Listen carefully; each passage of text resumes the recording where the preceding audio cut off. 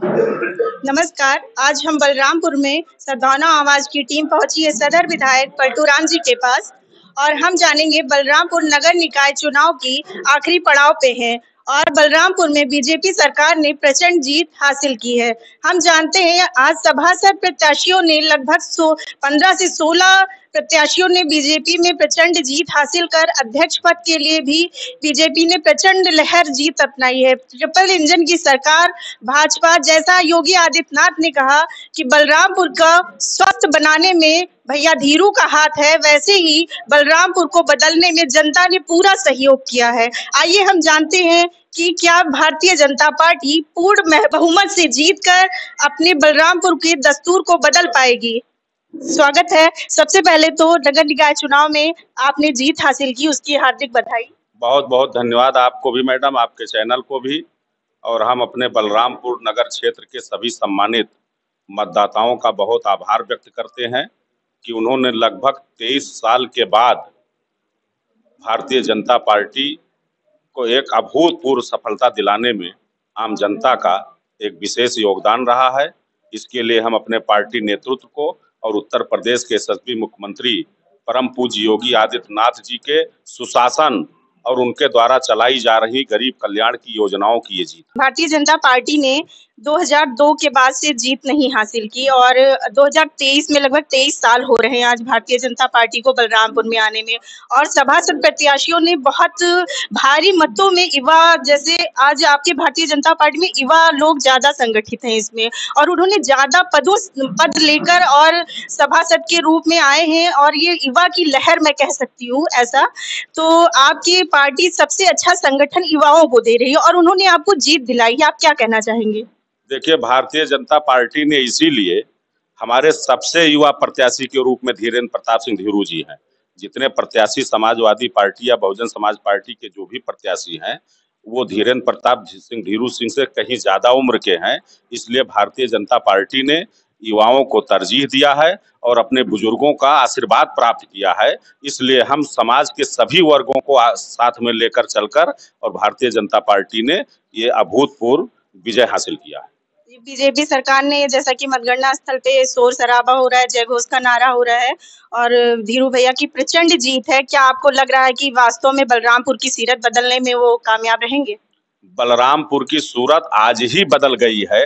जो लगभग 21 से 22 सालों के बीच में भारतीय जनता पार्टी का हमारा प्रत्याशी जीत करके एक बहुत बड़ी सफलता जनता के लिए हम लोगों ने हासिल किया है, तो परिवर्तन तो आज ही से शुरू हो गया है। जैसा कि कहा गया ट्रिपल इंजन सरकार बनने को तैयार थी, वो तो मुमकिन दिख रही है और आपका सहयोग रहा तो बलरामपुर में आगे मुझे लगता है कि इस लोकसभा चुनाव में फिर से ही बहुत अच्छे बहुमत से आगे निकलेंगे सभी लोग। देखिए, बलरामपुर विधानसभा क्षेत्र हो या पूरा बलरामपुर जनपद, ये हम 2019 में भी जीते हैं। लोकसभा में जो हमारे लोकसभा के प्रत्याशी को पराजय मिली है वो श्रावस्ती और भिनगा से मिली है, ना कि बलरामपुर से मिली है मैडम। तो बलरामपुर तो हमेशा जीता है। 2014 में भी जीते हैं, 2017 में जीते हैं, 2019 में जीते हैं, 2022 में जीते हैं और इस बार 2023 में हम नगर पालिका पर जो है भारतीय जनता पार्टी ने जीत दर्ज करके ये आम जनता के लिए हम लोगों ने एक विकास का रास्ता खोलने का काम किया है। जो नगर क्षेत्र में हम लोगों के मतदाता थे, जहां विकास का कार्य नहीं हो पाता था, अब फिर से वहां विकास का कार्य शुरू होगा।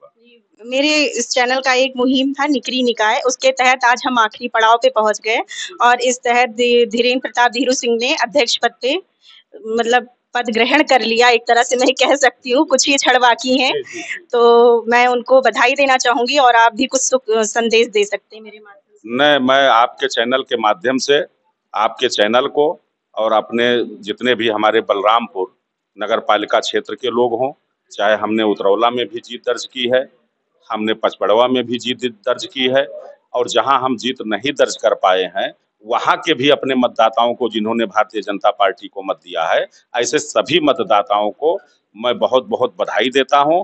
और जैसा निर्वाचन आयोग का जो निर्देश है कि हम शांत व्यवस्था बनाए रखेंगे और हम लोग शांति और सुशासन पर चलने वाले लोग हैं, इसलिए हम लोग शांतिपूर्ण ढंग से अपना खुशी मना करके और सीधे हम विकास के रास्ते पर चलेंगे। बलरामपुर की जनता ने बीजेपी को बहुत ही, मुझे लगता है, सहमति प्रदान की, एक तरफा सहयोग दिया है, तो उस पे आप कुछ कहना चाहेंगे? देखिए, जनता ऊब चुकी थी।